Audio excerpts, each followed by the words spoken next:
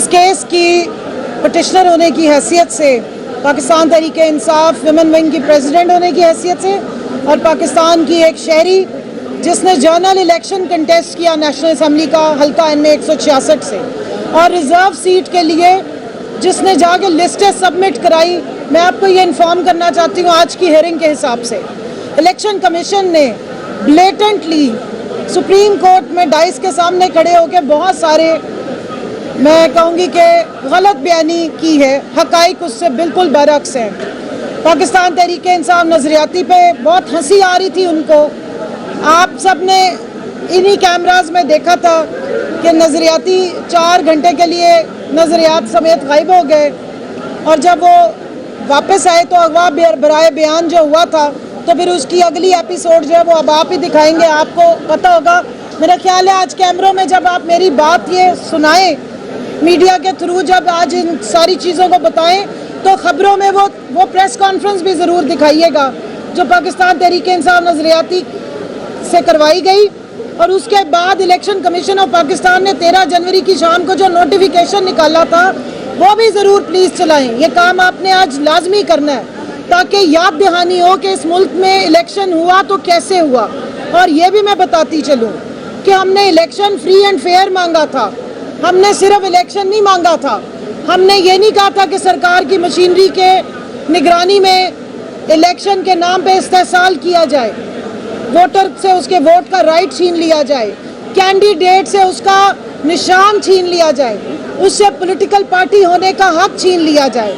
मैं यहाँ ये बताती चलूँ कि बतौर पाकिस्तान तहरीके इंसाफ हमने बिल्कुल जो cut off date election commission ने दी थी उससे पहले अपनी रिजर्व लिस्टें जमा कराई थी और हमने अपने सबने, जितनी खवातीन खड़ी हैं, इन्होंने अपने पेपर्स बतौर पाकिस्तान तहरीके इंसाफ के कैंडिडेट के जमा कराए हैं। हमें इलेक्शन कमीशन ने स्क्रूटनी की डेट नहीं दी, हमें इलेक्शन कमीशन ने रिफ्यूज़ किया। उस टाइम पे किया जब अभी बल्ला छीना भी नहीं गया था। जब पेशावर हाई कोर्ट ने बल्ले का निशान रीइंस्टेट कर दिया तब भी इलेक्शन कमीशन ने उसके ऊपर एक्शन लेते हुए हमें उस वक्त भी स्क्रूटनी का राइट नहीं दिया। हमने इलेक्शन कमीशन ऑफ पाकिस्तान में मेरे बिहाफ पे विमेन विंग की तरफ से हमने एप्लीकेशन फाइल की। आज जजेस पूछ रहे थे कि आपके पास कोई एप्लीकेशन आई, तो वो भागने की कोशिश हो रही थी। तो मैं बताती चलूँ कि ये ऑन रिकॉर्ड है और हमने वो रिकॉर्ड अंदर जमा कराया है। 24 दिसंबर को हमने इलेक्शन कमीशन में एप्लीकेशन फाइल की जिसकी डायरी नंबर दिया गया। उसके बाद हमने लाहौर हाई कोर्ट में पटिशन्स फाइल की हैं। आलिया हमजा ने भी पटिशन फाइल की है, मैंने पटिशन फाइल की है, हमारी जनरल सेक्रेटरी खड़ी है, इन्होंने पटिशन फाइल की बतौर स्टेक होल्डर्स, और हमारी जो पंजाब की लिस्ट की स्टेक होल्डर्स थी उन्होंने भी पटिशन फाइल की है। हमने सिंध में भी पटिशन फाइल की है, हमने मुकम्मल ड्यू डिलिजेंस की है और हमें आगे से फिर बताया क्या गया। आज एक ऑनरेबल चीफ जो जस्टिस साहब एक बैठे थे, उन्होंने सवाल पूछा कि क्या बल्ला ले लेने से, और ये याया साहब ने भी बात पूछी, क्या किसी पार्टी का जो हक होता है बतौर पॉलिटिकल पार्टी क्या वो ख़त्म हो जाता है। जस्टिस मुनीब साहब ने पूछा कि क्या ऐसी पार्टी जिससे सिंबल ले लिया जाए उसके कैंडिडेट्स दूसरे सिंबल्स पे इलेक्शन नहीं लड़ सकते बतौर वो PTI, जिसका जवाब जो है वो इलेक्शन कमीशन ने नहीं दिया क्योंकि वो ये जवाब नहीं देंगे क्योंकि उनके अपने नोटिफिकेशंस हैं। 2 फरवरी का नोटिफिकेशन, 13 जनवरी की शाम को दिया हुआ नोटिफिकेशन, क्योंकि election commission of Pakistan party बना रहा है। मैं इस हक से कह रही हूँ क्योंकि मैं पटिशनर हूँ, मैंने इलेक्शन कमीशन में पटिशन फाइल की है, मैंने इलेक्शन कमीशन के खिलाफ लाहौर हाई कोर्ट में पटिशन फाइल की है और मैंने ही इलेक्शन कमीशन के खिलाफ इस सुप्रीम कोर्ट में पटिशन फाइल की है। क्यों? क्योंकि ये जितने कैंडिडेट्स खड़े हैं ये आवाम के बलबूते पे खड़े हैं और इनके राइट्स को सल्ब किया गया। हमसे बतौर पॉलिटिकल पार्टी राइट छीना गया है, हमें उन्होंने बतौर PTI कैंडिडेट रिफ्यूज़ किया है। आज जब वो ये झूठ बोले थे, मैं इसलिए कोर्ट में खड़ी हुई कि मेरी शक्ल देखी जाए, मैं PTI हूँ। मैंने PTI के हमसे जब रिजर्व सीटों का हक इसलिए छीना गया क्योंकि हमसे पॉलिटिकल पार्टी होने का हक भी बतौर इलेक्शन कमीशन उन्होंने एक तरह से छीन लिया था। क्या वजह है कि अगर हम पॉलिटिकल पार्टी थे तो फिर हमारी लिस्टें नहीं एक्सेप्ट की गई, हमारे लोगों को आप यही निशान दे देते जो बतौर इंडिपेंडेंट हमें दिए थे, लेकिन हमारे नामों के साथ PTI नहीं रखा गया। और ये सब कुछ किया था इलेक्शन कमीशन ऑफ पाकिस्तान ने। सो इसलिए हम उनके खिलाफ इस कोर्ट में आए और मुझे पूरी उम्मीद है, आइन की स्पिरिट ये कहती है कि डेमोक्रेसी की प्रोटेक्शन ये कहती है, प्रोपोर्शन ऑफ रिप्रेजेंटेशन का रूल आप ओवर रूल नहीं कर सकते। आप ये नहीं कर सकते कि किसी पार्टी को एक सीट जनरल इलेक्शन में मिले और आप उसको 4 रिजर्व सीट्स दे दें। मैं यहाँ ये भी बताती चलूँ, मैं एक साबिका मेंबर नेशनल असेंबली और फॉर्म 45 पे अपने हल्के से जीती हुई हूँ। एक मेंबर नेशनल असेंबली जो रिजर्व सीट पे इलेक्ट होके जाए या एक प्रोविंशियल असेंबली का मेंबर खातून रिजर्व सीट पे जाए, उसका इलेक्शन, उसका असेंबली में बराबर का रोल भी होता है, बराबर का वोट होता है। आप एक पार्टी जिसकी 16 या 17 सीट्स हैं, उसको 10 सीटें आप उठा के खैरात में या तोहफे में दे रहे क्योंकि वो आपको पसंद बहुत है, और आज उन्होंने नारा भी लगा दिया वोट को इज्जत दो, अपनी मोहब्बत का इजहार भी कर दिया कबूतर वाली सरकार से। तो मुझे बताइए कि आप 10 मेंबरान तो उनको इलेक्शन कमीशन की तरफ से गिफ्ट मिल गए, ग्राउंड पे आवाम से तो वो वोट नहीं ले सके, आवाम से जाके सीटें नहीं जीत सके।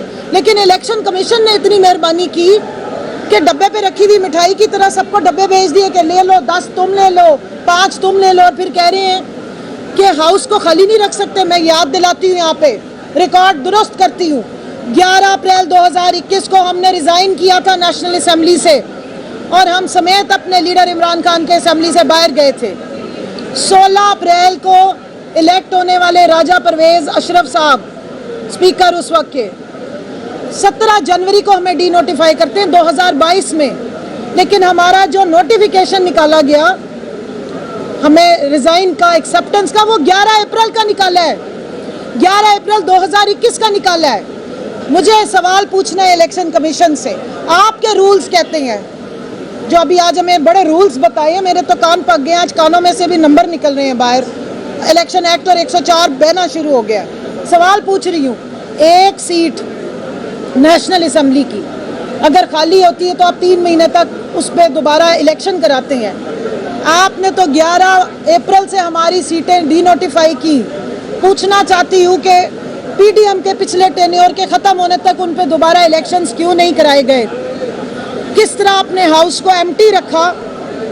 इसी इलेक्शन कमीशन ने और इसी पार्लियामेंट ने मिल के हाउस एम्प्टी रखा, इनकम्प्लीट रखा, और इसी हाउस में सारी लेजिस्लेशन की। आज आप कह रहे हैं कि रिजर्व सीटों पे हम खाली नहीं छोड़ सकते, इसलिए हम अपनी मनपसंद जितनी बैठी हुई पॉलिटिकल पार्टीज हैं, जिनको आपने पॉलिटिकल पार्टी रहने दिया और हमें आपने कहा कि आप पॉलिटिकल पार्टी नहीं हैं, उनके हिस्से की सीटें आपने बांट दी। तो ये सवालात हैं, ये पाकिस्तानी आवाम के मैंडेट पे खुलेआम डाका है। 78 सीटों का सवाल है, और जिनको आज बहुत दुख हो रहा था कि खवातीन की और माइनॉरिटीज़ की तो रिप्रेजेंटेशन नहीं होगी, तो उनसे पूछना चाहती हूँ कि अवाम ने जिनको वोट दिए उनकी खवातीन की रिप्रेजेंटेशन होगी, उनकी जमात की माइनॉरिटी की रिप्रेजेंटेशन होगी, या आपकी मर्जी की जमातों की होगी? अवाम के वोट की बेइज्जती मत करें, और ये काम इलेक्शन कमीशन करता रहा है, क्योंकि ये इलेक्शन कमीशन ने खुद फार्मूले दिए हैं, इलेक्शन एक्ट में दर्ज हैं कि 4.1 के फार्मूला से आप नेशनल असेंबली की सीटें बांटते हैं। लेकिन आपने जब ये बाकी की सीटें बांटी तो कौन से फार्मूले से बांटी? सवाल जब होता है तो कहते हैं मीलॉर्ड लिख लिया है, बाद में जवाब देंगे। जवाब होगा तो आप जवाब देंगे, लेकिन याद रखें कि पाकिस्तानी अवाम बड़ी वेल इन्फॉर्म्ड है, सवाल भी जानती है, जवाब भी जानती है। जवाब मैंने आपको दे दिया है, there is no such formula कि जब 4.1 की सीट नहीं आई और आपने 10-15 सीटें एक पार्टी को, 5 सीटें एक पार्टी को इस तरह खिले पताशे करके बांट दी, तो ये सीटें हम आपको ऐसे हजम नहीं होने देंगे। और आखिरी बात, इस सुप्रीम कोर्ट का काम है कॉन्स्टिट्यूशन की गार्डियनशिप करना, गार्ड करना इसको। कॉन्स्टिट्यूशन वायलेट तब होता है जब जमहूर को वायलेशन की जाती है। मैं कहती हूँ तो मिनल्ला साहब ने राइटफुली पॉइंट आउट किया है। प्लीज़ इमरान खान साहब की पिटीशन पेंडिंग है कि इस इलेक्शन में क्या हुआ, इलेक्शन 2024 में क्या क्या हुआ, ह्यूमन राइट्स की वायलेशन हुई, इसको इन्वेस्टिगेट किया जाए, क्योंकि उसको मेरी पिटीशन का और SIC को सीटें मांगने का आपस में बहुत गहरा कनेक्शन है। ये सारी इकट्ठी सुननी चाहिए, हमें कोई जल्दी नहीं है। जल्दी उनको है जिनको 2/3 मेजॉरिटी के बाद जो कॉन्स्टिट्यूशन है प्रेजेंट, उसकी सर्जरी करनी है। एक सर्जरी आपने और जगह पर देखी है, उसी तरह की सर्जरी जो है पैसे लगा के, करोड़ों रुपए लगा के, जिस तरह वहाँ पर सर्जरी करके और पंजाब हुकूमत पकड़ाई गई है, इस तरह सर्जरी करके आइन का बेड़ा गर्क करके कुछ और देने का मूड है, वो हम नहीं होने देंगे। जी आपने जस्टिस अतर साहब की आधी बात बताई। अतर मिनल्ला साहब ने ये कहा था कि जिस तरह से 2018 में जो कुछ हुआ वही कुछ यहाँ पे 2024 में होता हुआ नजर आ रहा है। तो क्या आप ये समझती हैं कि 2018 के इंतखाबात में भी धांधली करके इमरान खान वज़ीर-ए-आज़म बने? हम तो ये कह रहे हैं, इमरान खान ने ही कहा है, अब कैमरे बंद मत करिएगा। वो तो कहते हैं हमूदुर रहमान कमीशन रिपोर्ट निकाल लो और 71 के इलेक्शन से लेके अब तक सारों को इन्वेस्टिगेट कर लें। तो हम तो यही कह रही है, करें आप इन्वेस्टिगेट। आधी बात से भी मैं आगे पूरी कर दूं, आप इस मुल्क में शुरू कर लें, 1971 से ही कर लें, तब से लेके आज तक सारे इलेक्शंस की इन्वेस्टिगेशन करें। और ये रास्ते जो पॉलिटिकल इंजीनियरिंग के वो बात करते हैं, मैं उन्हीं की बात कर देती हूँ, जस्टिस अतर मिनल्ला की, इसको बंद कर दें। हम पॉलिटिकल वर्कर्स हैं, हम सारा दिन अपने पाकिस्तान की जमहूरियत बचाने के लिए सड़कों पे निकलते हैं। हमें कोई शौक नहीं था कि हम अपने जवान मर्द नीली पुलिस वर्दी पहनने वाले अवाम का तहफ़्फ़ुज़ करने का जो वो ओथ लेते हैं उनसे जाके मारे खाते, लेकिन पाकिस्तान की अवाम के राइट्स का प्रोटेक्शन का ओथ हमने भी लिया हुआ है।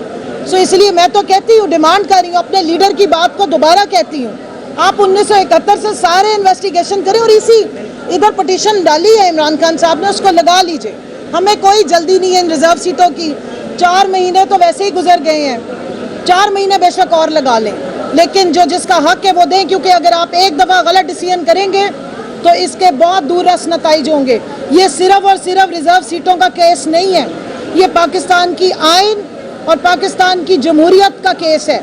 अगर आज ये केस इस तरह कंक्लूड हो गया जैसे पाकिस्तान में इलेक्शन हो गए 2024, तो फिर ये अवाम और ये जमहूर और ये जमहूरियत के फिर जो रटे ये फिर ख़त्म करने चाहिए। और मैं तो बड़ा बरमला बड़े अरसे से कह रही हूँ कि फिर आप इसको वो क्या कहते हैं, फ़लानी जमहूरिया शरीफिया और जरदारिया डिक्लेयर कर दें। फ़लानी मैंने वैसे ही कह दिया, अब इसमें आप जो मर्ज़ी लगा दें। जी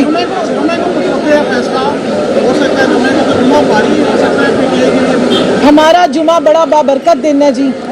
PTI ने हर किस्म का भार उठाया है। PTI इस वक्त पाकिस्तान की जमहूरियत का भार भी उठा रही है और लड़ाई भी लड़ रही है। और ये खवातीन पाकिस्तान की 52% आबादी को रिप्रेजेंट करती हैं। ये किसी पापा की लाडली नहीं है, ना इनमें से किसी की मामा वज़ीर आज़म रही है, ना अब्बू जी प्रेसिडेंट रहे हैं। ये पापा की परियां नहीं है, ये सारी आवाम की परियां हैं। ये उन बच्चियों की माएँ हैं जिनके लिए ये रास्ते खोलना चाहती हैं। तो हम तो खड़े हुए हैं जी। हम पाकिस्तान तहरीक इंसाफ ने पहले भी जमहूरियत का बोझ पूरा उठाया है और इंशाल्लाह अब भी उठाएंगे।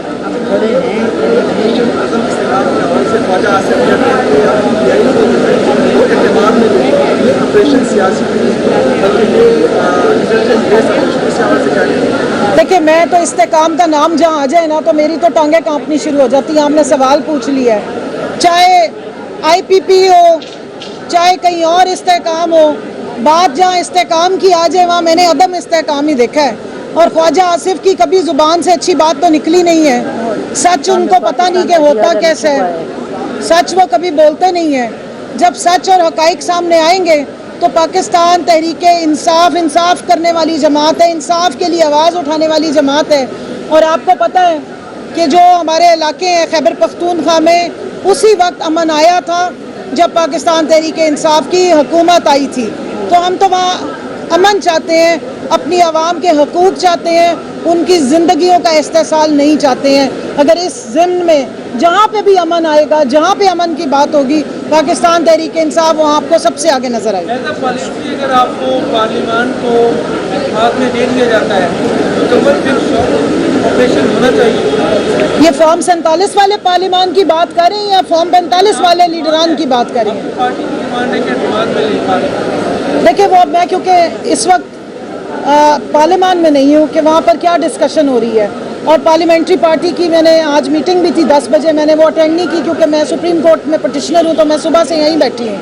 सो मेरा ख्याल है कि इसका जवाब पार्लियामानी लीडर बेहतर दे सकते हैं। ऑपरेशन के हवाले से अगर मान लिया जाता है, देखिए, ऑपरेशन जिसमें खैबर पख्तूनख्वा की आवाम का खून बहे आम बच्चों का खून बहे, शहरी आबादी में कारपेट बॉम्बिंग की जाए, उस तरह का तो कोई ऑपरेशन पाकिस्तान तहरीक-ए-इंसाफ कभी भी नहीं मानेगी। सो अब मुझे अंदाज़ा नहीं है कि आप किस किस्म का ऑपरेशन होना है, इसमें दिल का ऑपरेशन है, गुर्दों का ऑपरेशन है या जिगर का ऑपरेशन है। आप देखते हैं, सुन लेते हैं कि सर्जरी कहाँ की होनी है, फिर उसके बाद बात कर लेंगे।